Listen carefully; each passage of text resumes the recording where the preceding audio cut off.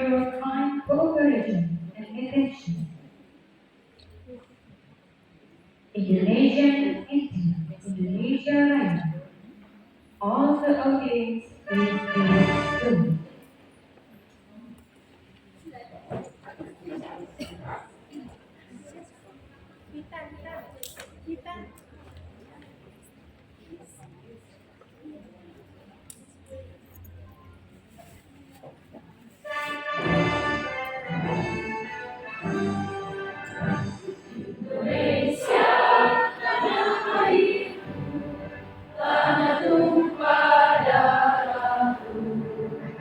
Di sanalah aku berdiri jadi pandu hidupku. Indonesia itu bangsa dan tanah air. Marilah kita bersatu, Indonesia bersatu. Hiduplah aku, hiduplah negeriku, bangsaku, rakyatku semua. Bangunlah jiwanya, bangunlah badannya untuk Indonesia Raya. Indonesia Raya, merdeka, merdeka, tanahku, negeriku yang kucinta. Indonesia Raya, merdeka, merdeka, hiduplah Indonesia Raya. Indonesia Raya, merdeka, merdeka, tanahku, negeriku yang kucinta.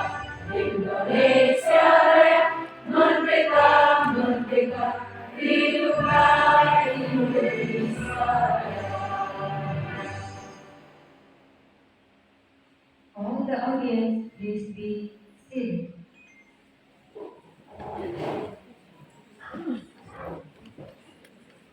Assalamualaikum warahmatullahi wabarakatuh. English teacher, Dr. West Sumatera. Respectable to the headmaster of MTS Badan Pantai, Ibu Firmawati Anwar FPD, and Bapak Supriyadi as our guidance. The honorable of our speakers today is Miss Alicia Rosalie Ahmad from Germany, Miss Rahel Emma Madi from Australia, Mr. Mudassir Hussain from Pakistan, Miss Bailey Lendra Manopo from Netherlands. Respectable all participants of this seminar, first of all, let's thank to the Almighty Allah Subhanahu wa Ta'ala, who has given us some mercy and blessings so that we can attend this agenda without any trouble and obstacle. Secondly, salawat and salam may always be given to our Prophet Muhammad sallallahu alaihi wasallam, who has guided us from the darkness to the lightness. I would like to introduce myself. I am Nurfaiza SPD, will be your master ceremony this morning. Welcome to today's international seminar entitled Sharing Culture and Learning System in Improving Teachers' Competence.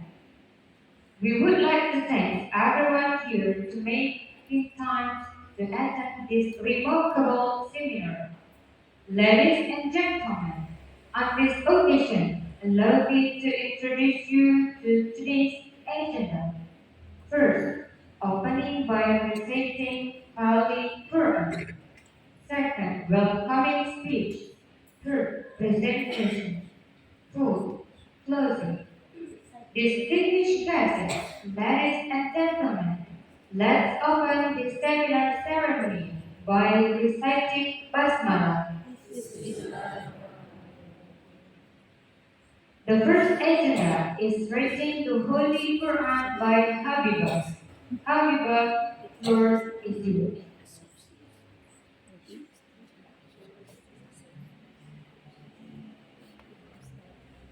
صل على محمد وعلى آل سيدنا محمد. أما بعد, the Honorable our Head of the Ministry of Religious Affairs of Padang City, Buya Alizan, selamat datang Pak. And then our Head Division of School Division, Mrs. Endang, selamat datang. Then our Principal of MTSM Padang, Ibu Firmawati Anwar. Then our supervisor, Mr. Supriyanto MD. Welcome, sir. And especially our speaker for today. Yeah, our speaker for today. Welcome, Madam and sir. And the Honorable our committee and all participants from some regency and city in West Sumatera. Welcome to Padang. First, I would like to say thank you very much. Thank you very much for your support.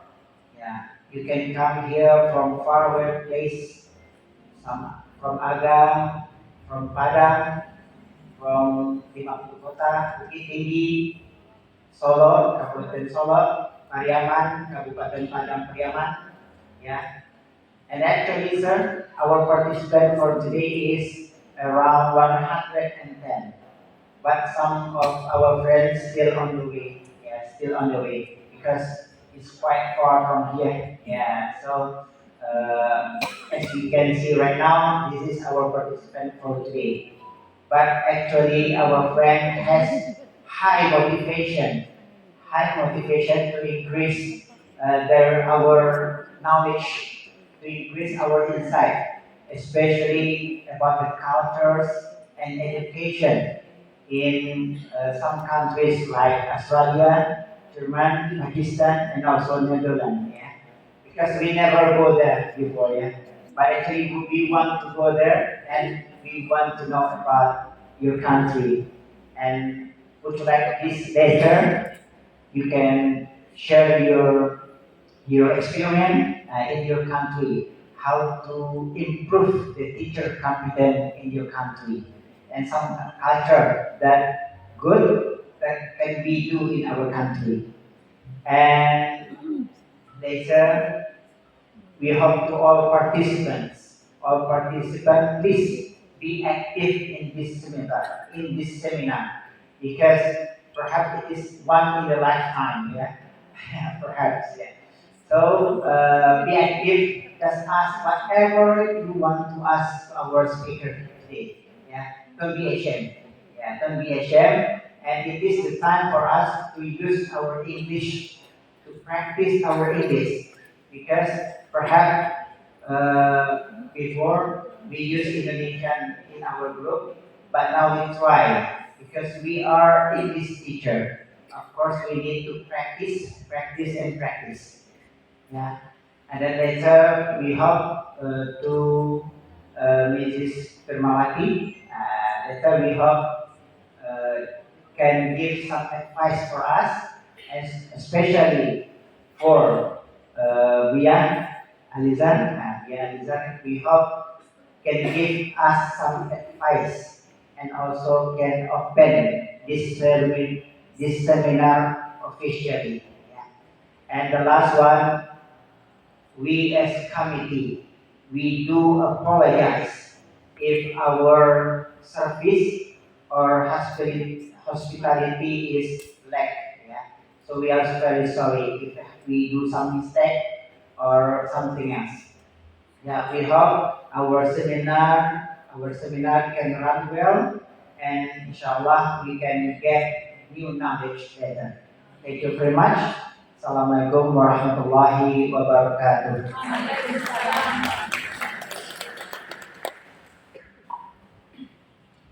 Thank you for Bapak Ahmad Darmawan. Kemudian salawat beriring salam. Tanpa pula kita haturkan keinginan kita Nabi besar Muhammad Sallallahu Alaihi Wasallam. Yang terhormat dan yang sama-sama kita banggakan, Bapak Kepala Kantor Kementerian Agama Kota Padang Panjang, Bapak Dr. Andes Haji Ali Sartan. Selamat datang Pak di acara kami. Yang sama-sama kita banggakan, kita hormati pemateri kita, Mr. Selamat datang di Kota Padang Panjang. Yang sama-sama kita hormati Ibu Asi Pendidikan Madrasah. Yang sama-sama kita hormati Bapak Pengawas Pendidikan Madrasah Kota Padang Panjang. Yang sama-sama kita hormati Bapak Ketua MGMP Bahasa Inggris se-Sumatera Barat beserta panitia. Yang kami banggakan Bapak Ibu keluarga besar MTSN Padang Panjang, keluarga besar Sumatera Barat, khususnya Bahasa Inggris tingkat MTS. Pertama-tama, kalau biasanya Pak, kita yang mengartikan Pak Ahmad yang berbicara, sekarang silakan ibu-ibu yang mengartikan kami yang berbicara. Pertama, kami selaku tuan rumah mengucapkan selamat datang di Kota Padang Panjang. Merupakan penghargaan terbesar bagi kami Kota Padang Panjang dijadikan sebagai tuan rumah hari ini dalam pelaksanaan MGMP. Dan tentu kehadiran Bapak Ibu membawa warna bagi kami keluarga Kota Padang Panjang dan tentu tertumpang beberapa hal pada kegiatan ini. Bapak Ibu yang kami hormati, sekarang di madrasah itu ada program bilingual. Maka MTSN Padang Panjang dan kami yakin madrasah Bapak Ibu juga dijadikan sebagai pilot projectnya.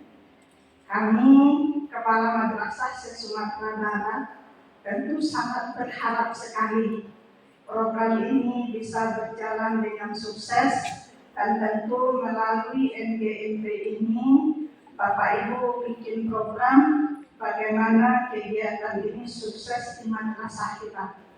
Banyak hal yang tertolong di sini. Pertama, bahasa Inggris merupakan salah satu bahasa internasional dan tentu kita sangat berharap anak-anak didik kita tidak sama seperti kepalanya yang berbicara hari ini tidak bisa melayani Bapak Ibu dalam berbahasa Inggris. Tetapi tentu tertumpang harapan kami, kekurangan yang kami alami hari ini bisa terjawab oleh Bapak Ibu bersama anak didik kita di madrasah. Bagaimana kiatnya melalui MGMP inilah dicari solusi sehingga anak-anak kita secara bersama-sama mampu mempraktekkan bahasa Inggris dalam kehidupan sehari-harinya. Yang kedua, kita dituntut dalam Olimpiade yaitu KSM. Di situ terintegrasi, ada bahasa Arab, ada bahasa Inggris, dan tidak terlepas dari bahasa lainnya. Kemudian juga tertumpang di situ keagamaan. Kita madrasah tentu kepada Bapak Ibu bahasa Inggris khususnya ini yang selalu jadi masalah bagi kita di lapangan. Di saat anak kita melaksanakan Olimpiade, terkadang terbentuknya pada bahasa. Apakah itu bahasa Inggris maupun bahasa Arab. Jadi Bapak Ibu adalah orang yang sangat berperan penting di madrasah. Bagaimana anak-anak kita mampu melewati ini sehingga dalam menyelesaikan soal-soal olimpiade tidak bermasalah lagi. Kita sangat berharap masing-masing madrasah kita mampu nanti mengantarkan anak-anak ke tingkat nasional. Jadi Bapak Ibu, khususnya bahasa Inggris lah yang sangat besar harapan kami bagaimana melalui MGMP ini melahirkan satu program. Dan tentu nanti kami akan meminta, kebetulan di Padang Panjang ketuanya berada di MTSN Padang Panjang, maka melalui MGMP ini kami akan mengkaji nanti apa sih program Bapak Ibu sehingga anak-anak kita bisa sukses dalam berbahasa Inggris terutama. Kemudian terakhir, terima kasih banyak telah mempercayakan Padang Panjang sebagai tempat Bapak Ibu hari ini berkumpul, dan kami mohon maaf jika pelayanan kami keluarga besar Padang Panjang kurang pada tempatnya. Maka pada kesempatan ini kami mohon maaf yang sebesar-besarnya. Kemudian karena di sini MTSN Padang Panjang tidak terlalu jauh, kurang lebih setengah kilo dari tempat kita ini, maka setelah kegiatan nanti kami tunggu Bapak Ibu untuk berkunjung ke madrasah kita. Berikan kami yang terbaik nantinya sehingga kita juga meminta kepada Pak Ahmad untuk membawa warna baru dengan mendatangkan narasumber kita, mahasiswi, mahasiswa khusus yang dari luar negeri untuk bisa ke MTSN Padang Panjang. Mungkin itu Bapak Ibu, mohon maaf yang sebesar-besarnya. Dan terakhir kami mohon bimbingan arahan dari Bapak Kakak Pimpinan kita demi lancarnya jalan acara MGP kita hari ini. Mungkin itu yang bisa kami sampaikan Bapak Ibu. Terima kasih banyak maaf. Kami akhiri dengan Assalamualaikum warahmatullahi wabarakatuh.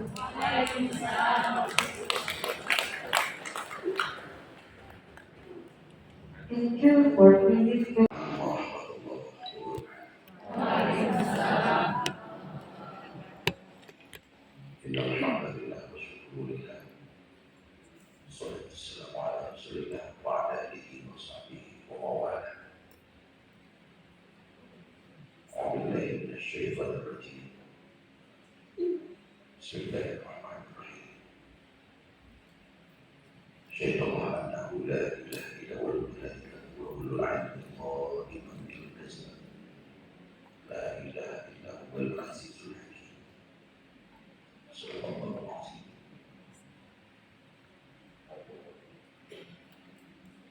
Kita hormati, kita banggakan bahwa orang majelis kita itu bebas for you all.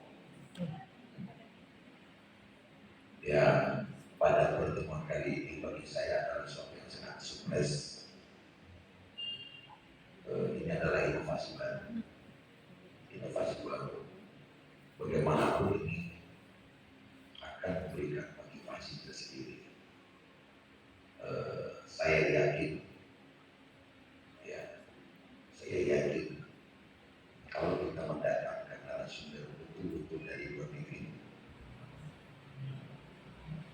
dari Jerman, Australia, Netherlands, dari Pakistan, kalau langsung dikeluarkan, makanya kepada ketua panitia, para mahasiswanya, ini orang karena dia hotel mana, datangnya ke Indonesia kapan?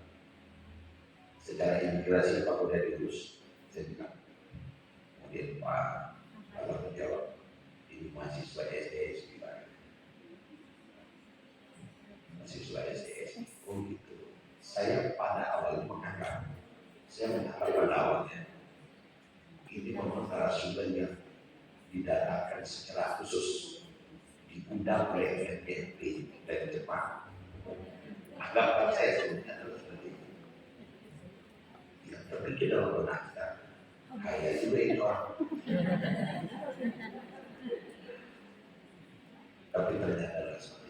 Jadi artinya adalah pertama adalah inovasi, yang kedua adalah pandai memanfaatkan situasi supaya segala-galanya penuh isi. Dan yang kedua adalah mahasiswa isi. Makasih banyak. Dan ini bisa engage, saling berbagi, dan semua kita. Ya, bagaimana kita tidak bisa untuk menolak bahasa Inggris adalah bahasa international language. Saya berkali-kali menyampaikan dalam berbagai pertemuan, ya, baik di Kabupaten Solo, di Tanah Datar di Kota Solo, bahwa bahasa English language adalah bahasa internasional, oleh karena memang bahasa itu paling banyak dipahami oleh manusia yang hidup di muka bumi ini. Karena Inggris adalah penguasa dunia. Inggris adalah penguasa. The world is the wine. Dunia itu adalah hitam di baraya yang kuat menjadi penguasa. Waktu itu Inggris nasional paling kuat sehingga menguasai 97,7 negara di dunia pernah dijajah oleh Inggris, termasuk Indonesia. Sebelum Indonesia merdeka, Inggris di sini, Malaysia, Singapura, Brunei Darussalam pernah dijajah Inggris. 97% negara di dunia pernah dijajah. Tidak ada negara yang menjajah sebanyak itu.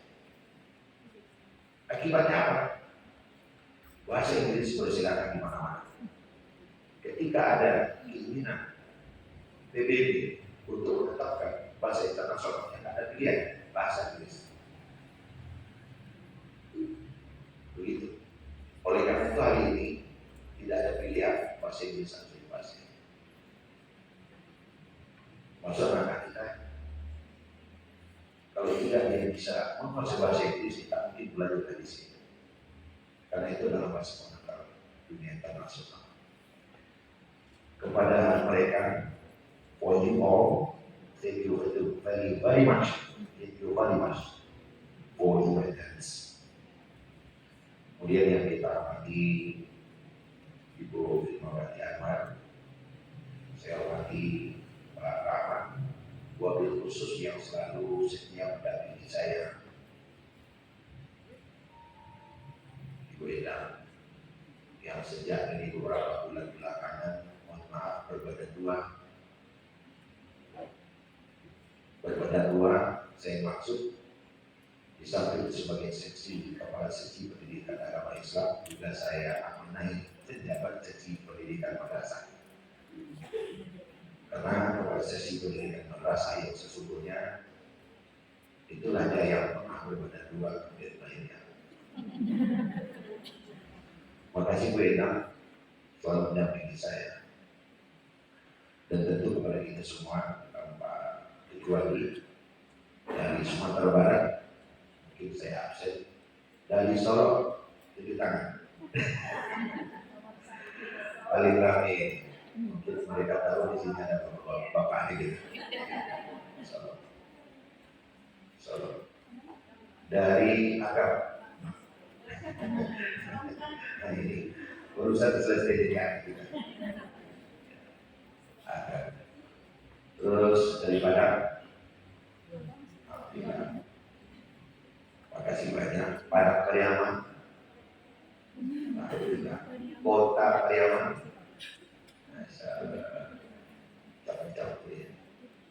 Tanah Datar. Kasih. Ini saya lihat dari kayak orang Datar. Itu benar. Ibu tidak kasih pelajaran. Ternyata benar juga. Ya. Pernah sekilas juga ya. Terus Pasaman, yang Pasaman bapaknya baru ya. Pasaman Barat, terus Pasaman yang satu lagi pasaman dan pasangan berat gitu ya. Pasaman aja, boleh. Itu yang ada lawannya pasaman. Nanti kalau ada barat dan timur kan gitu. Nah, tapi ternyata tidak begitu. Kenapa tidak begitu? Ya karena begitu. Terus 50 kotak, makasih. Dari tadi dia bilang, kita tidak dipertimbangkan tidak ini. Kotak kubu, itu ada rumah makan pergaulan. Itu kita mau begini. Jadi rumah makan pergaulan. Kalau tidak maju, bilang Pak Lizadat pray. Kalau tidak maju. Jadi nanti kalau makan di situ sebut nama saya yakin akan ada pengaruh. Ada pengaruh. Makan pergaulan. Terus Bukit Tinggi, Pak. Bukit Tinggi, kota Bukit Tinggi. Nanti di sini. Masalah Bukit Tinggi. Kalau saya buku kemudian bisa Pak. Kota Bukit Tinggi. Kota Solo. Tadi di kabupaten sekarang kota. Sijunjung dan Mas Raya. Solo Selatan. Mentawai. Agam sudah tadi. Pesisir Selatan. Nah, mungkin lagi OTW ya, lagi OTW. Pesisir Selatan, very far. Bukit Tinggi near. Hadirin hadirat yang saya hormati, pertama kita bersyukur kehadiran Allah Subhanahu Wa Taala karena dengan rahmatnya pada kesempatan ini kita dapat berkumpul untuk sebuah keperluan musyawarah dulu mata pelajaran bahasa Inggris di komplek atau di aula pertemuan ini. Dia selalu salam untuk Nabi kita Muhammad Sallallahu Alaihi Wasallam. Pertama-tama saya secara pribadi balik dari Ibu Endang sebagai kasih pendidikan perasaan ini. Mohon maaf karena sedikit mengganggu perencanaan dan random acara yang sudah dibuat sedikit lupa agak terundur karena kelambatan kami datang. Karena sebelum ini juga ada satu kegiatan di madrasah media 3 atau Bang 3 Kota Palangpanjang itu menyambut dengan akreditasi. Namun karena kemudahan dan penggantian Pak Rahman ini kalau dekat saya nggak mau buka peci dia. Nah kalau pecinya dibuka ya, wah gitu ya, diundur nggak apa-apa. Jadi sekali lagi kepada kita semua atas keterlambatan ini, saya mau dimaafkan gitu. Karena kita dibuat-buat. Kemudian yang kedua, bagaimanapun kita adalah madrasah dan kita sangat berterima kasih kepada kondisi dan suasana yang ada. Saya ingin menyampaikan dalam kesempatan ini ada seorang rektor yang sekarang tidak menjabat rektor lagi tapi sudah menjadi dosen biasa di Unhas Makassar. Namanya Profesor Dr. Ahmad Fadil. Dia pernah menelusuri dan mengadakan analisa survei lapangan atau penelitian kondisi perguruan tinggi mulai dari 70 sampai hari ini. Yang waktu itu sampai tahun 2022. Pak Ahmad Fadil melihat terjadi perubahan-perubahan yang signifikan antar periode 70, 80, 80, 90, 92 sampai hari ini. Katanya begini, dunia mahasiswa 70 sampai 80 itu sedang mahasiswa atau hari ini adalah BEM, Badan Eksekutif Mahasiswa.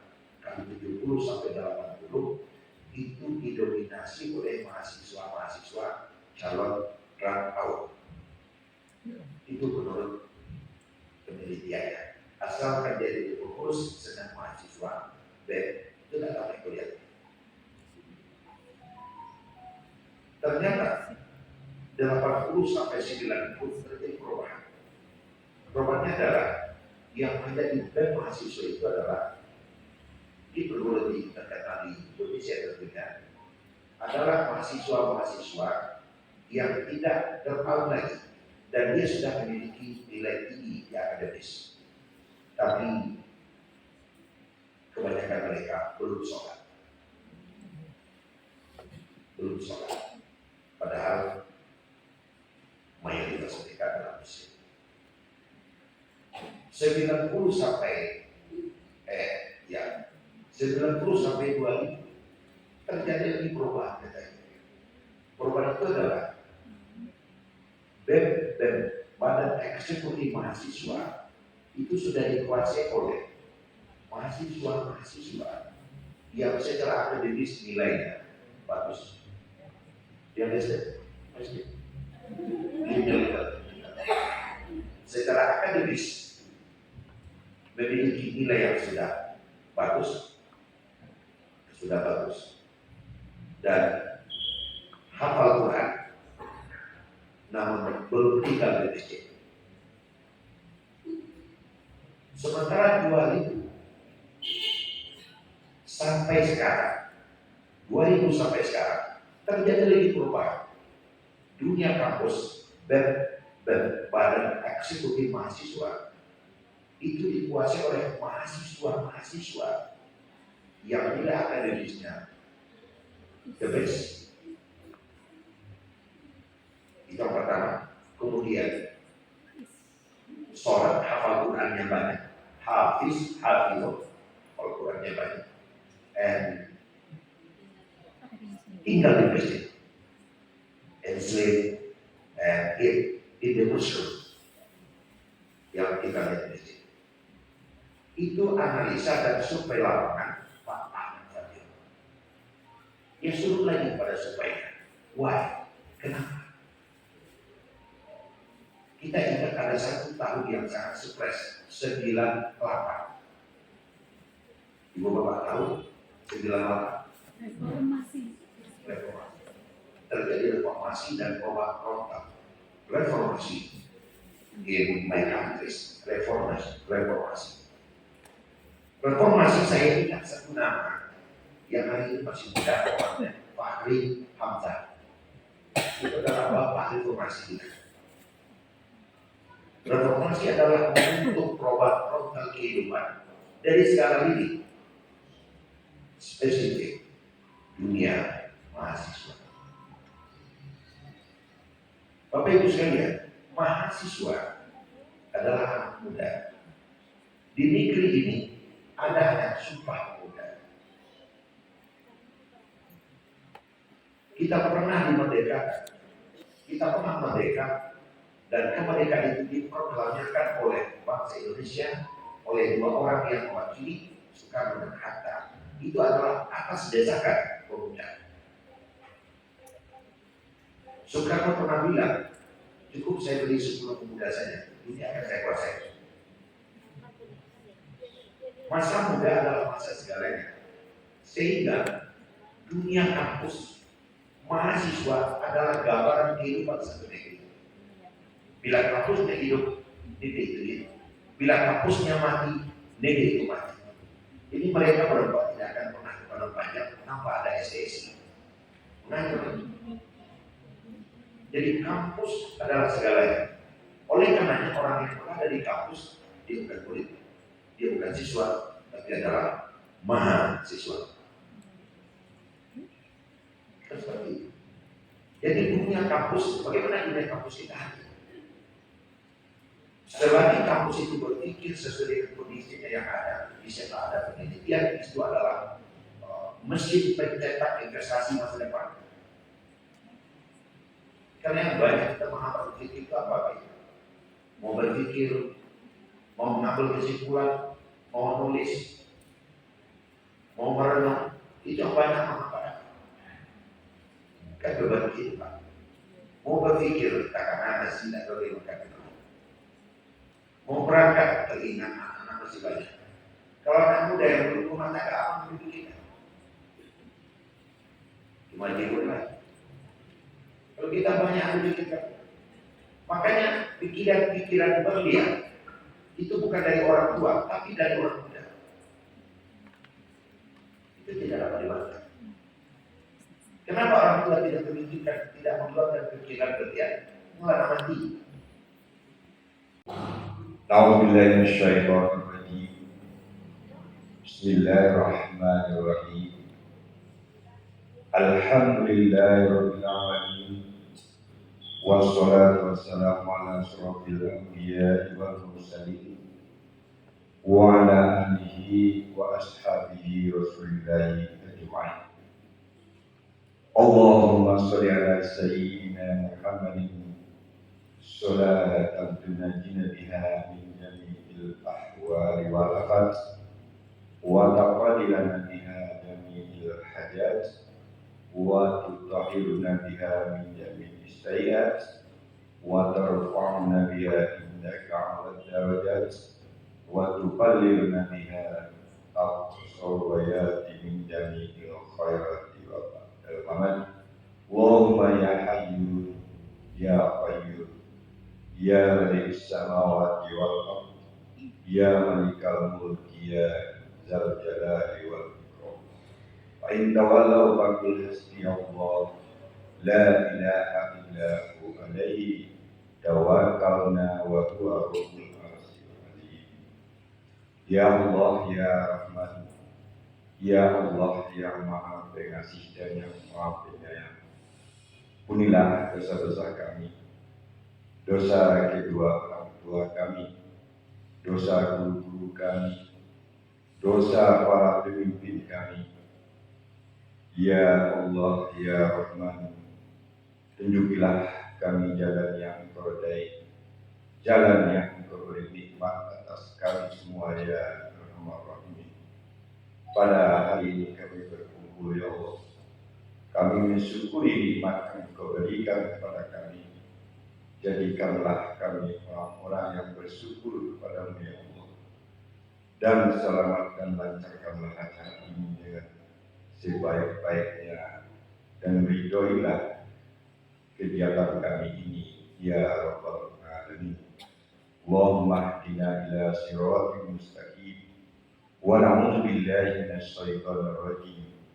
La haula wa la quwwata illa billahil aliyyil azim. Rabbana ya Rabbana atina fid dunya hasanah wa fil akhirati hasanah wa qina azabannar. Subhana rabbika rabbil izzati amma yasifun wa salamun alal mursalin walhamdulillahi rabbil alamin. Assalamualaikum warahmatullahi wabarakatuh. Ladies and gentlemen, now we proceed to the seminar agenda. This presentation will be delivered by our speakers, and also this agenda will be guided this morning. And respectable to our chairman of English Teacher Forum, Islamic Junior High School of West Sumatra, to Mr. Ahmad Darmawan MPD. And then respectable to our supervisor, Mr. Supriyanto, and then honorable to all the speakers of our today's seminar, and fabulous teachers. I am Rita Purnamasari as the moderator of today's seminar for the first speaker here, and I'm really glad to see you all to join our seminar today. And today's seminar is about sharing cultures and learning systems in improving teachers' competencies. Fabulous teachers, our speakers today are from different countries. They are from Germany, Australia, Netherlands, and Pakistan. And as we know, most of them are using English as their daily languages and the second language. And from that fact, we need to know and we can share anything, everything about education with them for this morning. Some topics that we can share today are about education system, how we develop or how we sharing about students' characters, or maybe about the assessment, or about how do you teach the foreign students in your countries.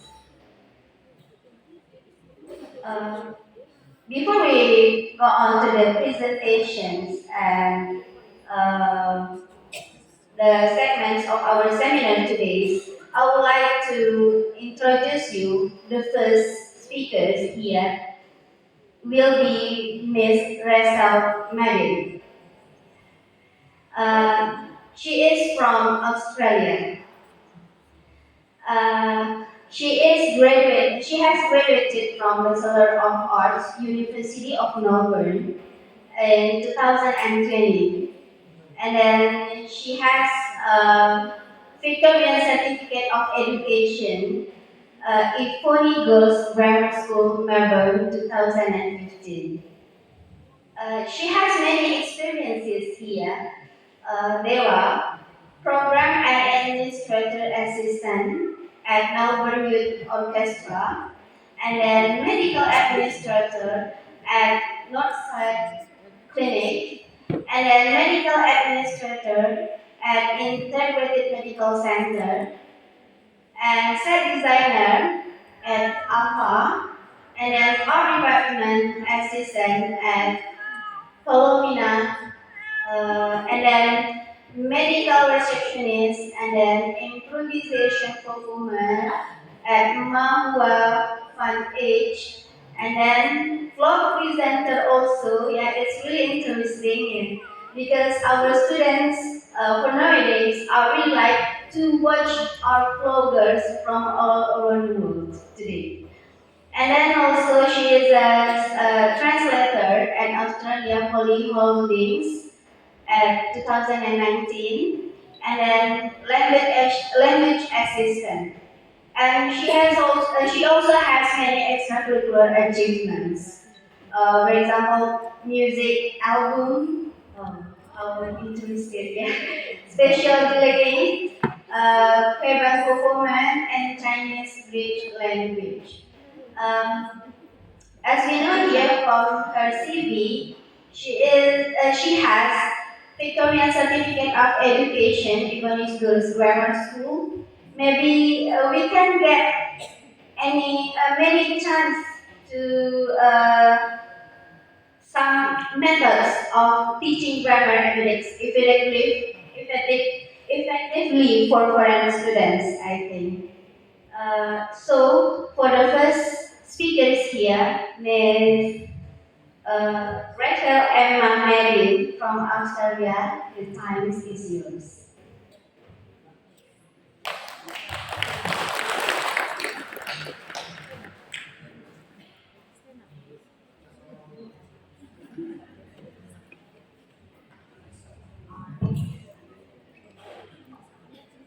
Good morning, everyone. Having us here today and being so welcoming to us.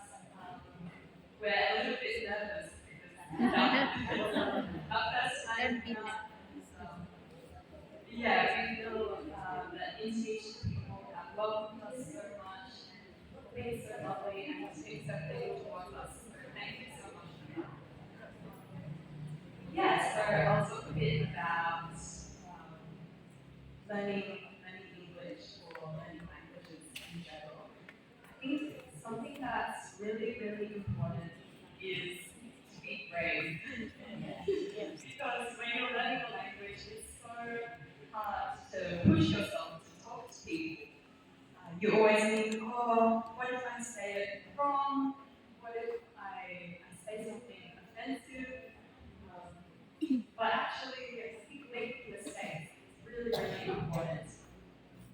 And in terms of learning grammar, I think it's really important as well to just practice speaking with people.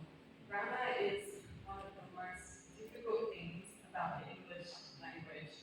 but it's very easy for us because we just speak it all the time. We're surrounded by it, and we think, oh, like it just sounds right like this when you say something. So I think it's important to watch movies in another language, listen to music in another language, in English. I think that's really, really helpful. And who needs to, if you have any Indonesian movie or song recommendations, please let me know. Yeah.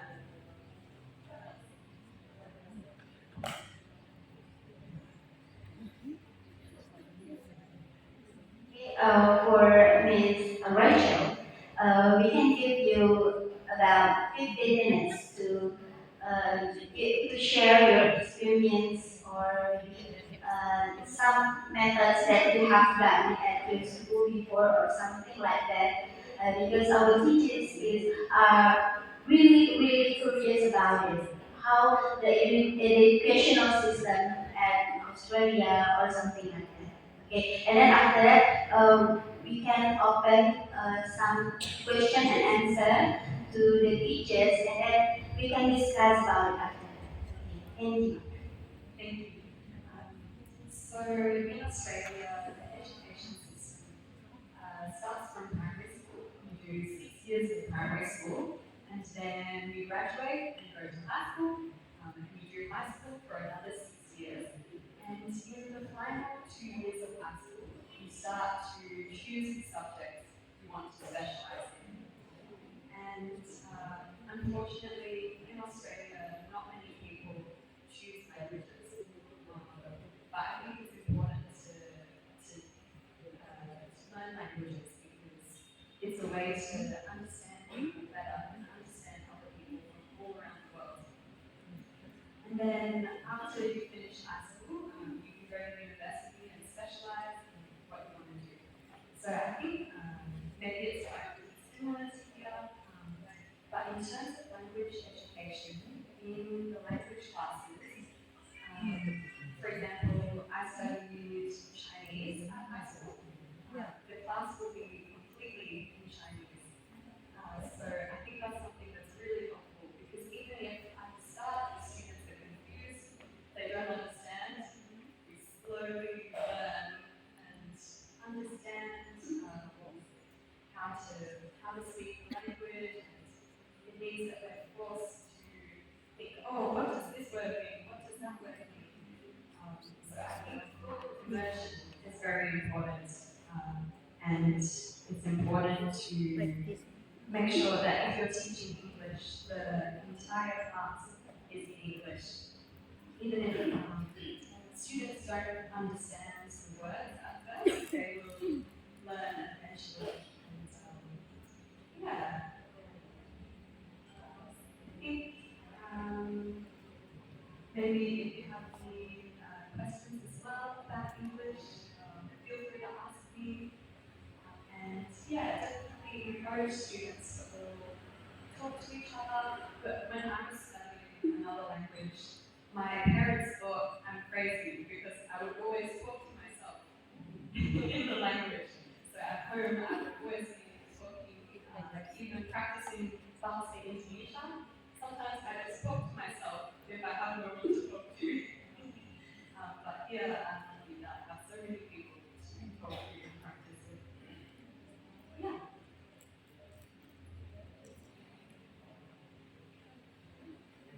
Okay.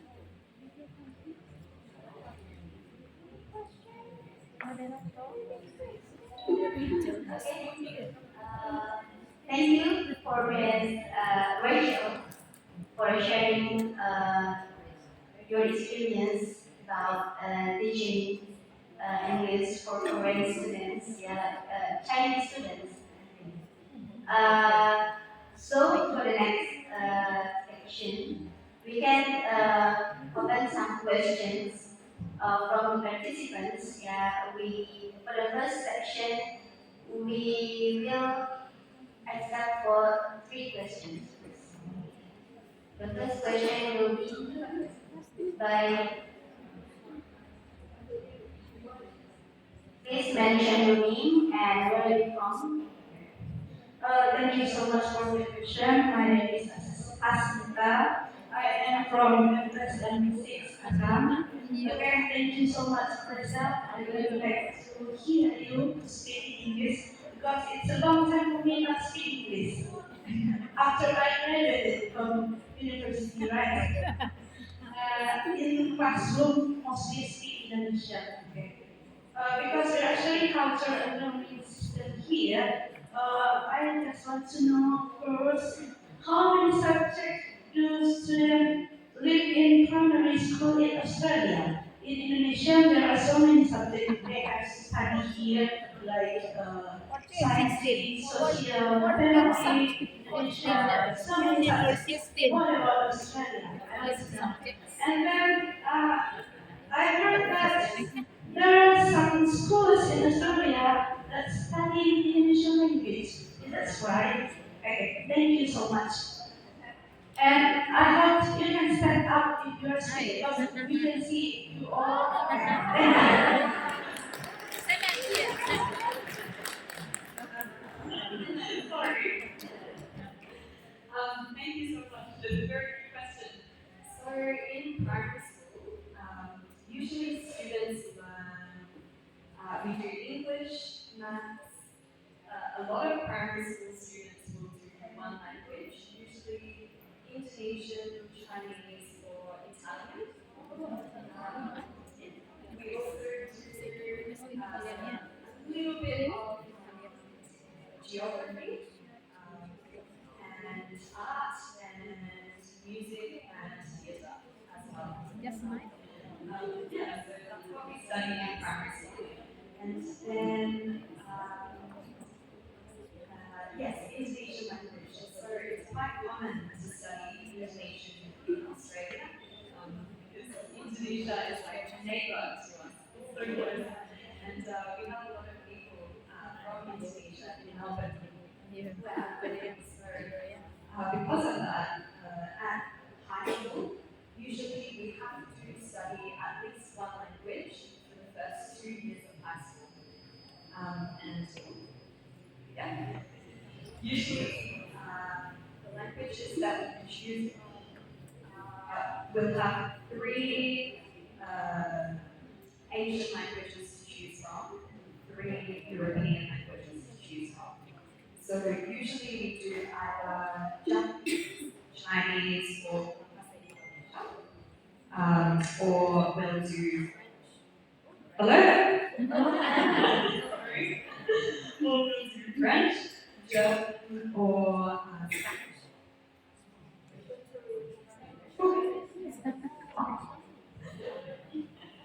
thank you so much.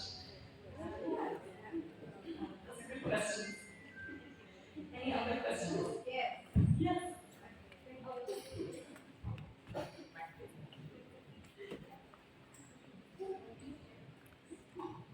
Okay, thank you. Thank you for me.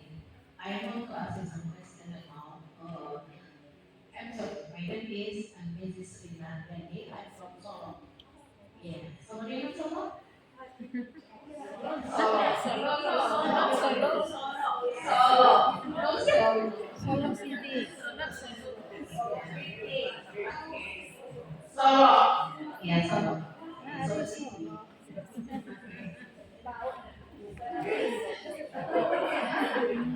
Again, I'm, as you know, in our country, especially in my life, English is so difficult for my student. As you say you also study Indonesian. How about the Indonesian language? Uh, what do you think about your friend or the student in your country about Indonesian language? Most of in our country still think about English is difficult. Whether we give the incident they still think English is difficult. And I want to know about Raja, how about Indonesian? Thank you. Sure, thank you. Yeah, so I have only just started studying Bahasa Indonesia recently. But I will say for us, one of the most difficult things is pronunciation. especially because you might notice in American English, American people will pronounce the word water as water, and they say the air sound, the R sound. But in Australia, we say water. So we're not used to pronouncing the R sound. So for us in Indonesian, making the is very difficult. Yes.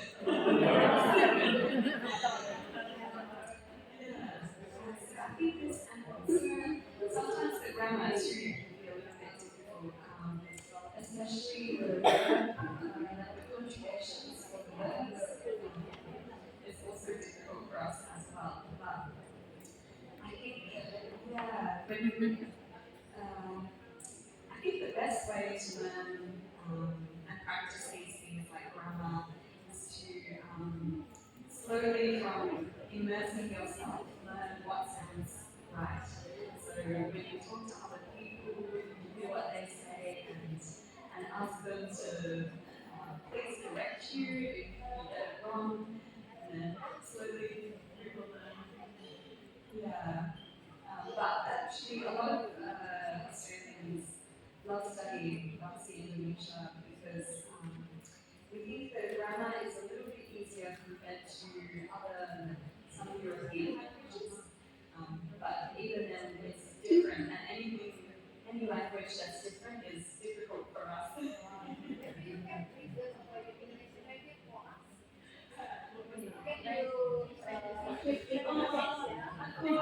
Aku hanya bisa sedikit sedikit. Aku bisa. Oh, Saturday, Saturday.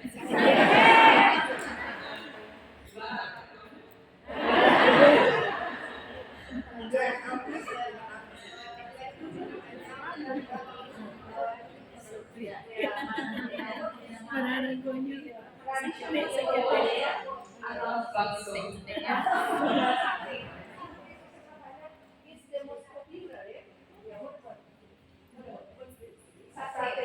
Oh, satay is enak sekali. Yeah, delicious.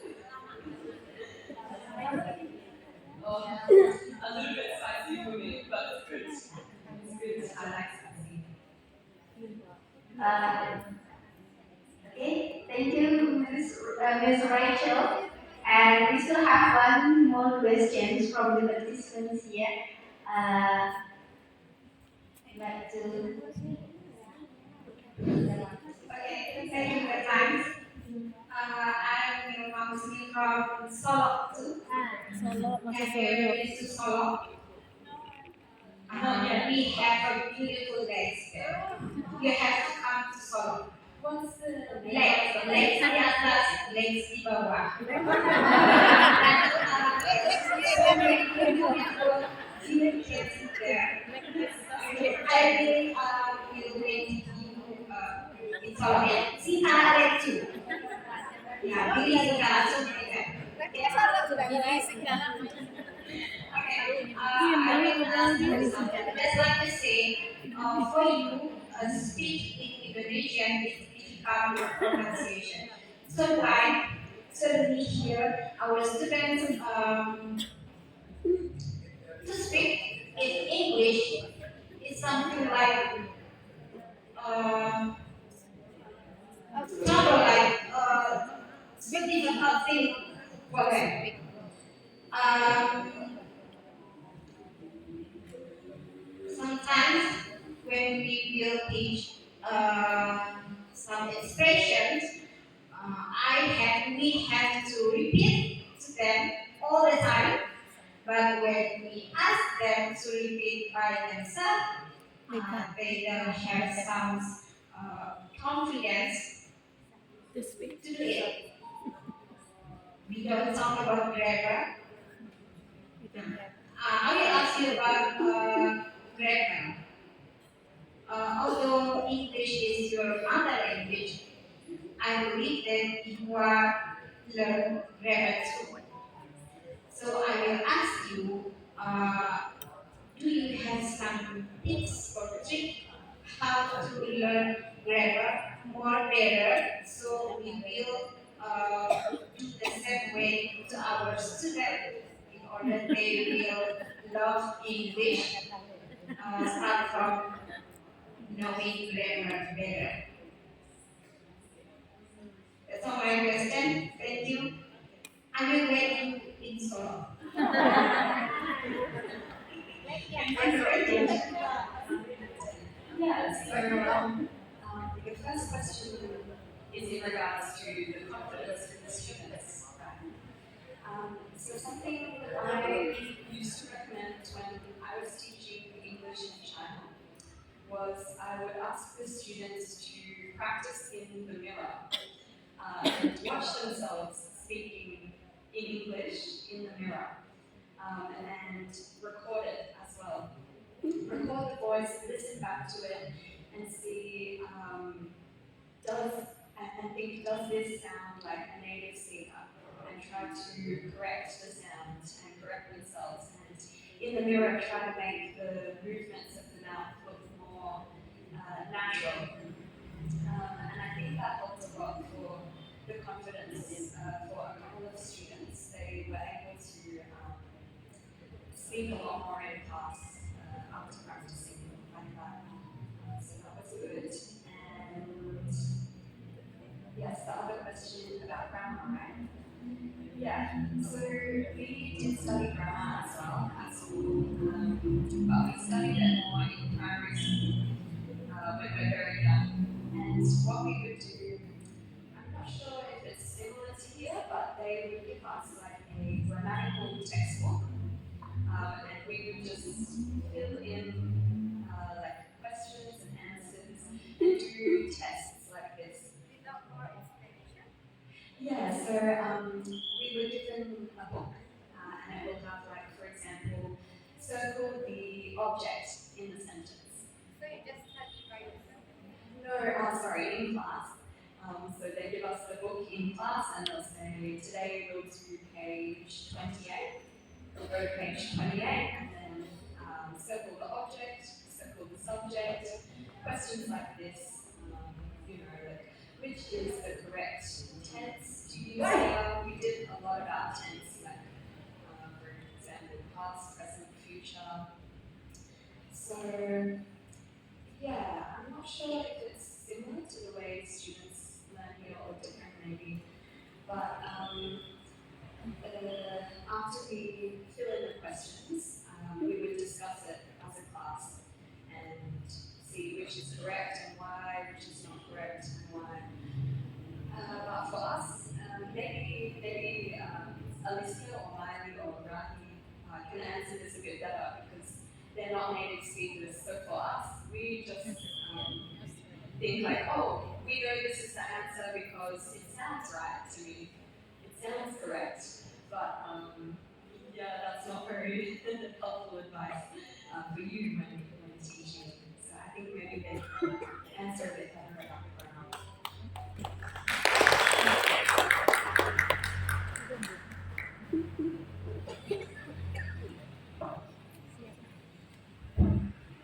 Thank you very much, Ms. Rachel, for the informative materials or your sharing experience, yeah, for this morning.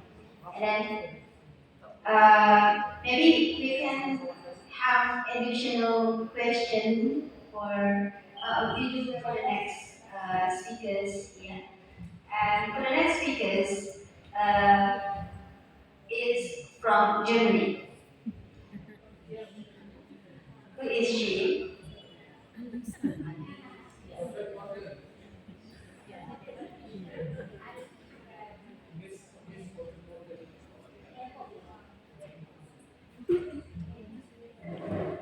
Now we come to the next speakers is Miss Alicia Arnold. Give applause to her. And Miss Alicia Arnold is has graduated from the Gymnasium Alley High School, graduated and grade point average 1.8. And then her experience are volunteer, studying from February 2023 until now as 6 months international volunteer service in the organization, FIPEC, supporting people with cancer and their family members in Queensland, Ecuador. And then she has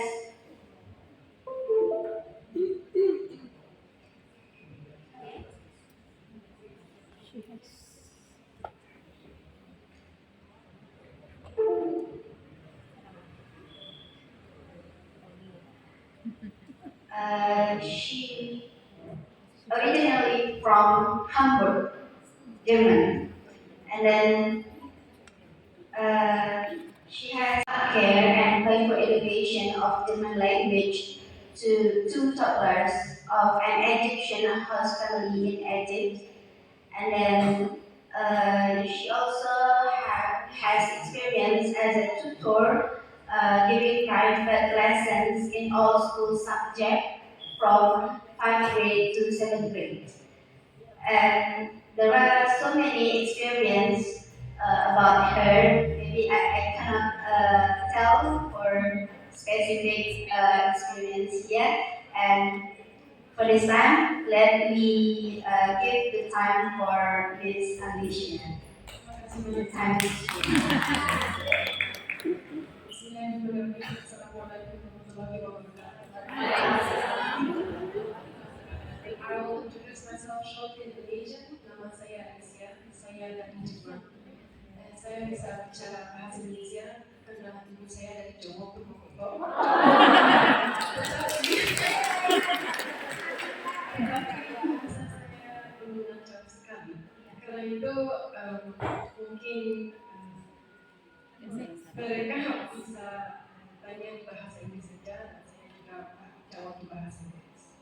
Yes. So actually, I am the youngest out of the whole group of the Dharma System students. I am 20 years old. I'm only a high school graduate, and I graduated in 2021 in the middle of the COVID pandemic. And this kind of gave me the motivation because everything was in lockdown, everything was closed, gave me the motivation to travel outside. So I chose a different path than most of the students do.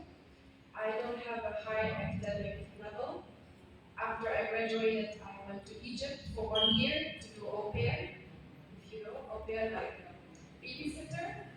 And while I was taking care of two little children, I was teaching them German at the same time. After that 1 year, I came back to Germany and did an internship for 3 months. And after that, I flew away again to Ecuador, South America, to do a voluntary service in an organization that is helping cancer patients. Then I came back to Germany again, changed my suitcase, and come now here to Indonesia to study for 1 year in Sumatera. So for me, I'm a world traveler. I like to jalan-jalan, keliling dunia. I like to get to know other cultures, learn the languages. I can speak 5 languages, not all fluent, but I'm trying. Jerman, bahasa Inggris, bahasa Spanyol, bahasa Indonesia, dan sedikit bahasa Arabik, tapi Mesir, bukan Fusha. So that's about me.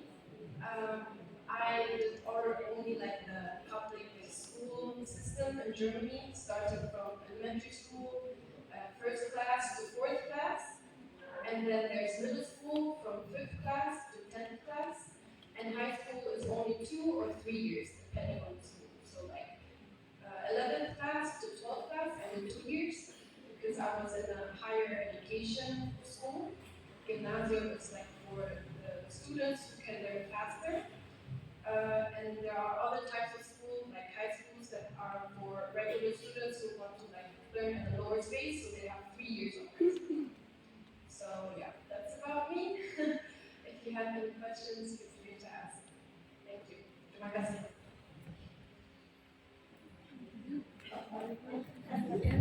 yeah, it's really interesting that you know that they can speak in Indonesia fluently.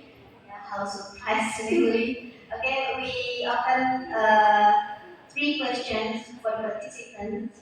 The first question from Mr. Thank you for the time given. First, I would like to introduce myself. My name is Maisal.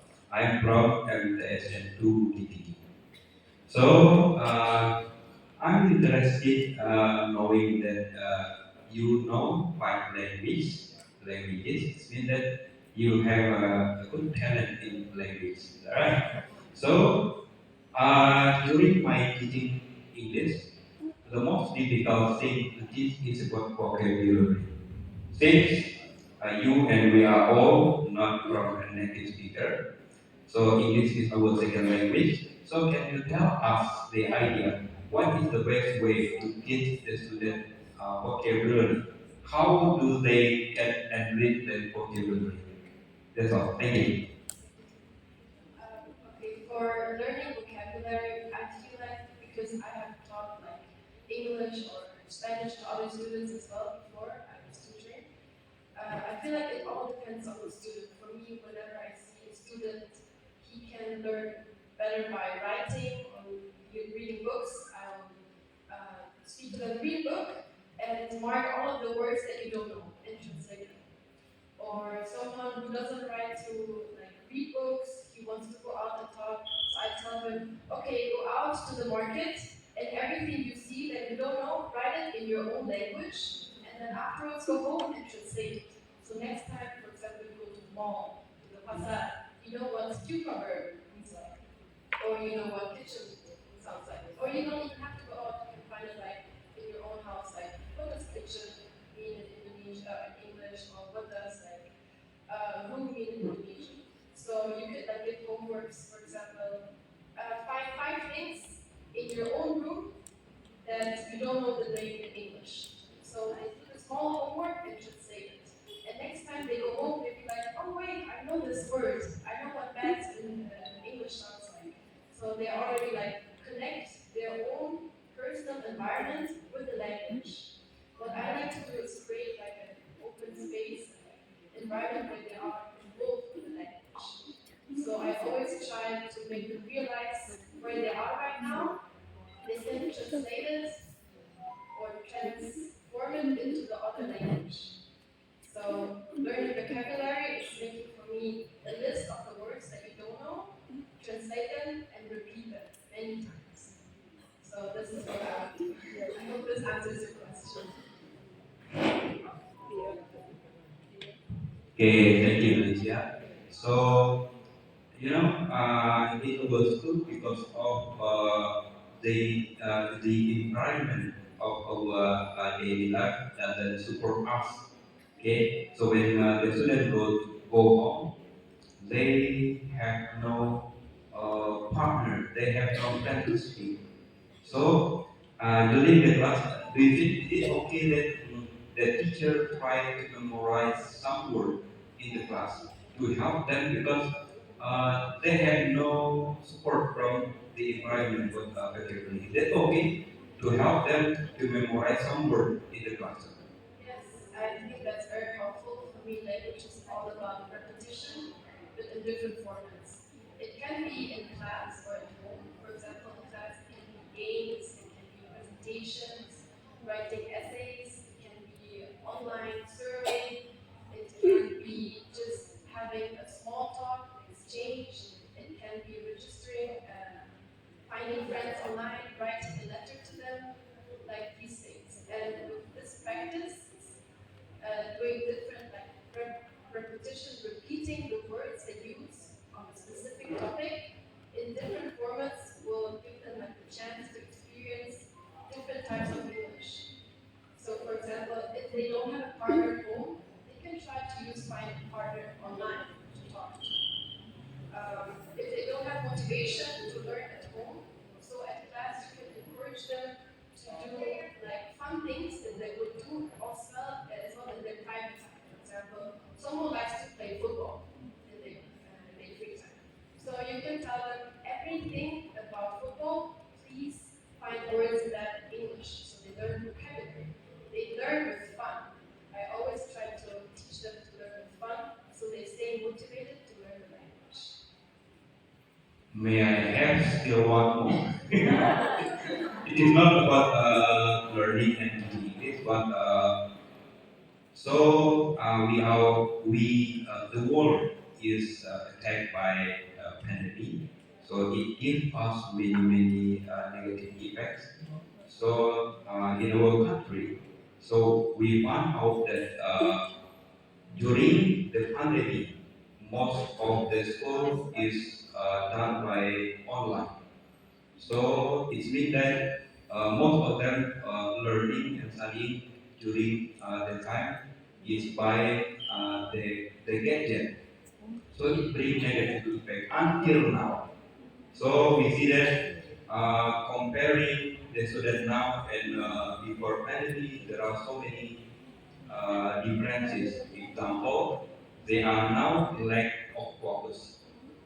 So they talk too much, even in the classroom. Then in our daily, for my example, for my kid, most of them spend their time by using the gadget. So how this happening in your country? Is it same? Well, I left school like 3 years ago, so I'm not quite sure. But when I look up studies in Germany, I see there's like a scale going down for German students. They are less concentrated, as you said. They are highly like distracted, and they are learning more slower than before. So I think I don't have a solution for that because I'm not a professional teacher. But what I always say, if nothing works out, is doing practical things. Because practical things is like something different than all students know. Every student knows how to go to school, sit in a classroom, have a textbook in front of them, and listen to the teacher. What they do, fall asleep, talk to other people, they get tired, they get annoyed, they play on their phone. So for me, I always like to do something practical. You can start by doing an experiment with them, going outside, or they can also go back outside by themselves and do, for example, how does a plant grow, but in English? Um, how, for example, how do you make batik, but in English? Things that they interest them to do in their free time, but translated everything in the language. So they get like more focused because they do something they like to do. If they do something they like to do, they stay concentrated on the thing. So that's what I recommend. Thank you, Lydia.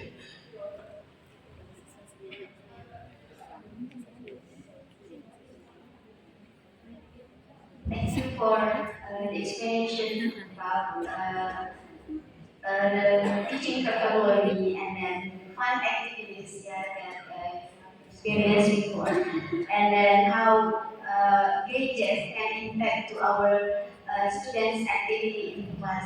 So really big problem for us here. And then maybe we still have the two questions from the participants. Thank you. Um, okay, good morning, Miss Elise. My name is Magdalena. You can call me Magda, and I'm from Bukit I'm from Agam Regency, and I teach middle schoolers in Islamic boarding school on Makassar, Sumatera. Since today is about sharing culture and learning system, so I want to ask you, I want to compare how my teach in middle school and how your teachers taught you maybe in middle school. So in my place in Agam Regency, I think most of my students now in middle school, they didn't learn English in elementary school or in primary school. So most of them don't know anything about English. And then in curriculum in middle school, they have to know like grammar, like complex expressions.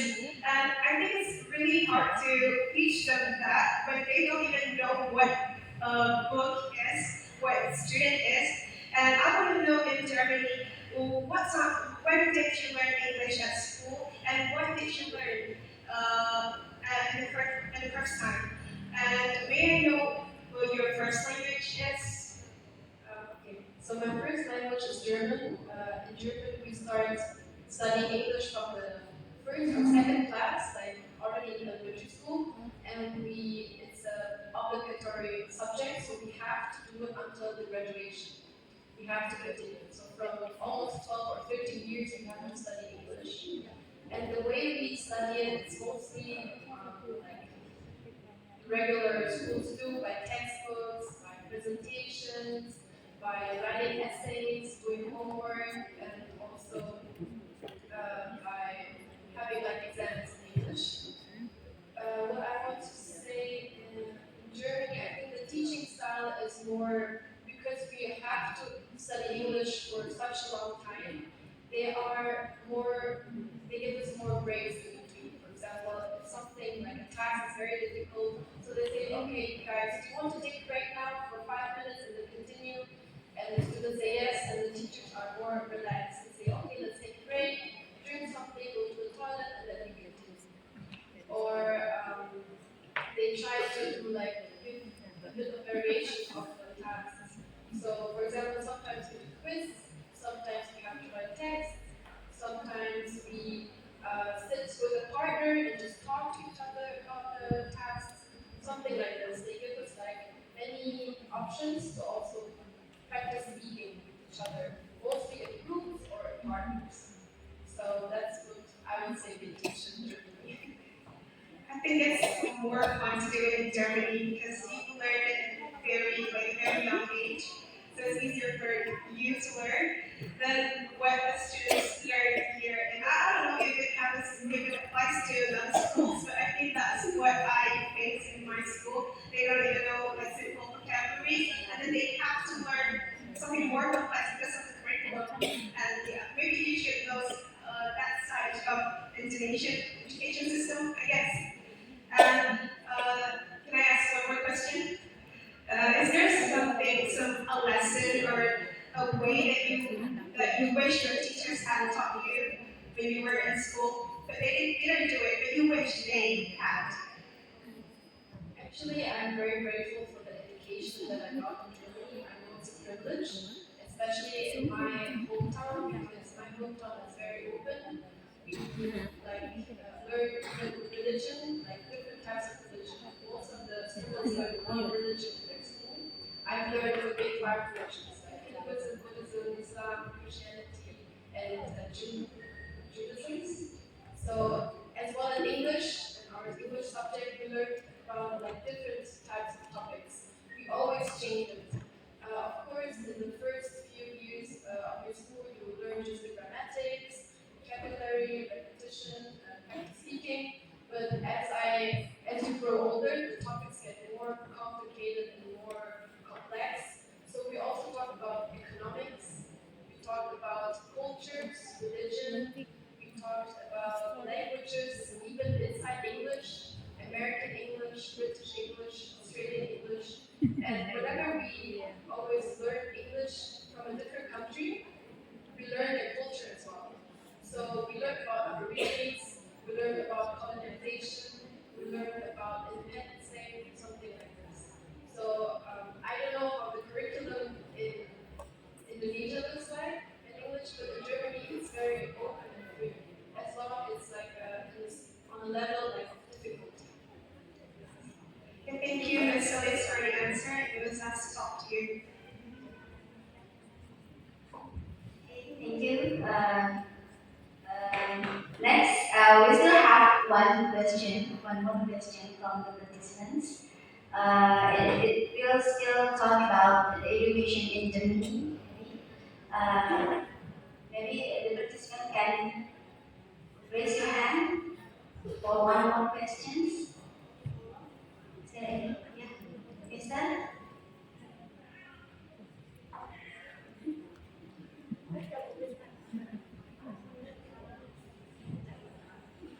Okay, hello everyone. Good morning. Let me introduce myself. My name is Ridwan and I'm from KTB. It's about 30 minutes from here. Maybe you can come to me. You should. It's beautiful city. Okay, and I'm from Islamic Junior High School number one in KTB. Okay, as you mentioned before that, you can speak five languages, right?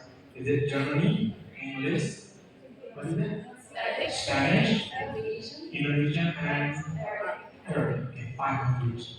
As you might know that all of us here also can speak three languages. First, all of us can speak Minang. It's our mother tongue, our mother language. And the second, we can speak Indonesian. And the last, maybe we can speak English.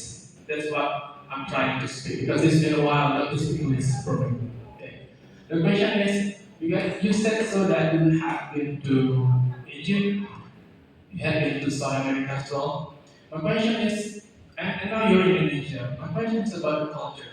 What do you think about the speaking capability between the country that you have visited before? For example, you've been to Egypt. What do you think? Which one of the country that speak English, the people in the country that speak English well? Do you think is it Egypt, is it Ecuador, or is it Indonesia? But I want an honest answer from you. You don't have to beat us over here because we are Indonesian. No, I want an honest answer because you've been to a couple of countries. You've been to Egypt, Ecuador, South America, and now Indonesia. So we all want an honest answer. Which country that can speak English well? Because as Indonesian, English is our foreign language. It's not our second language like you learn English. This is second language, right? But as Indonesian, it's our foreign language. Okay, that's the question. Thank you very much. Thank you too for the question. So I guess there's a clear answer. Between those three countries, I would say Egypt. The Egyptian people can speak English very well because of different factors. Mostly because of tourism, the pyramids, visiting the mosque there, Muslim people going there to visit as well. And internationally, which is like very known for tourism. After that, I would say like Ecuador and Indonesia on the same level because there is a lot of like economic influence because of the tourism, for example, Bali or other islands, Jogja, Jakarta, as well as in Ecuador, they have the Galapagos Islands. I don't know if you heard about it, which are very famous as well. So, but the people themselves, the educational system in both countries, Indonesia and Ecuador, are very low with English. Both of them don't learn English very well and not from the beginning of the school system. So they find it very hard to practice English outside because not many foreigners are coming into a place to exchange languages to practice with native speakers. Whereby in Egypt, they have a lot of foreigners in any city. Even in the furthest cities, there are many tourists coming, so the people have the option and the chance to speak with someone in English. They are forced to speak with them if they want to do business. So this is, I think, one of the biggest factor to learn English as well, to have the chance, the option to meet somebody else, to practice with them in their language. So yeah, I would say this is the answer. Thank you. You're welcome. Thank you very much to Ms. Alicia Arnold and to all participants here who gave so many interesting questions and our speakers are also giving the best answer for us. Yeah, thank you very much. Please give applause to Ms. Alicia.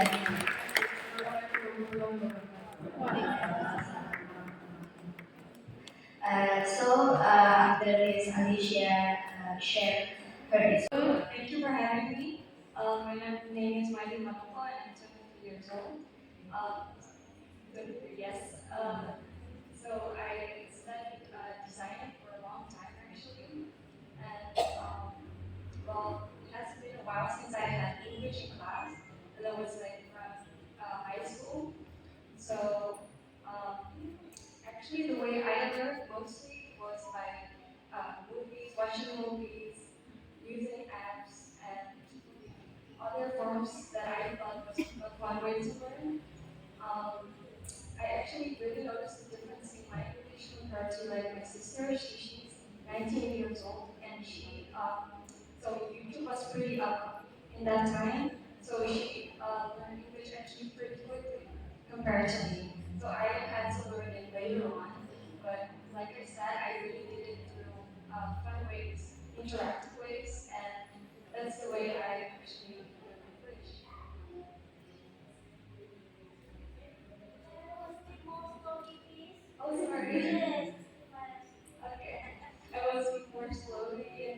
the Netherlands and used to speak really fast. Um, so yeah, also in the Netherlands we have a lot of tourism, which is why we needed to learn English. In Amsterdam, for example, there are a lot of people that don't speak Dutch, which is why we also talk a lot of English there.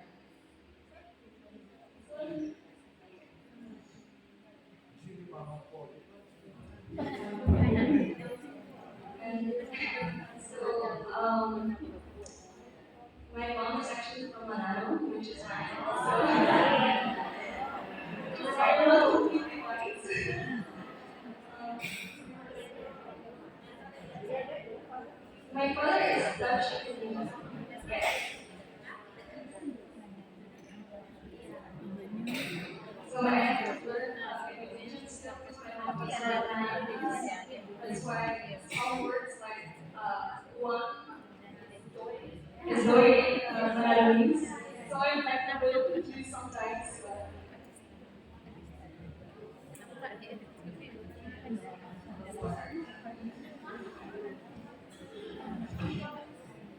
Okay, thank you very much for Miss Manuko.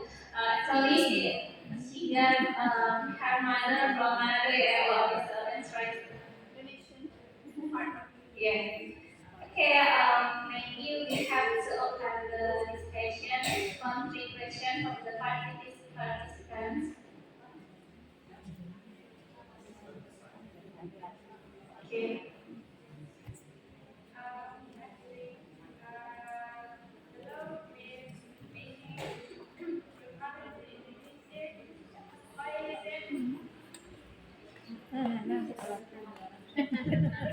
Actually, I want to ask you something.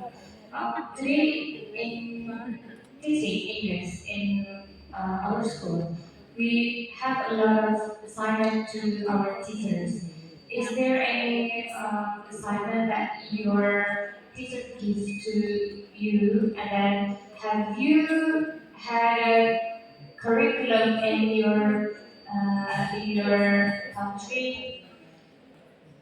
yeah, so our lessons are based on what an effective lesson. So they're short, they're like 15 minutes because we rather have like a 15 minutes effectively than an hour, but we didn't learn as much, right? So what we do is the teacher gives the lecture first, then after that we discuss the lecture, and then we pair up in teams and we have to talk about what we just learned. So that's actually the way we do it. And we have it like for the first half year, like curriculum like you said, and then the other half we have like a higher level English.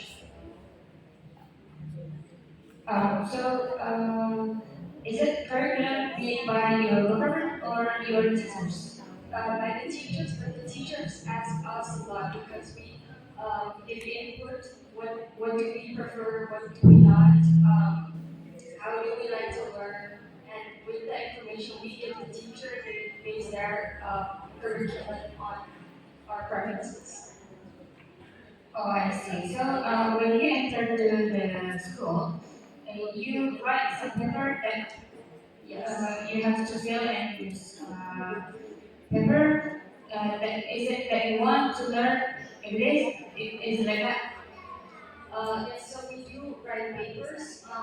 Like our Bahasa Indonesia classes, we first make tests based on that test. We put into a certain class, and from that point on, we learn the language.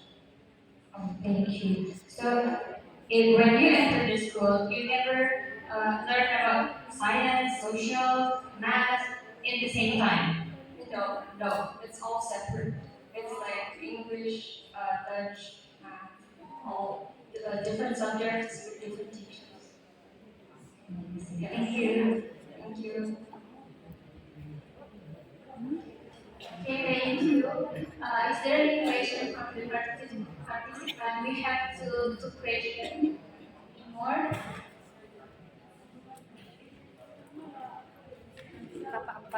Okay,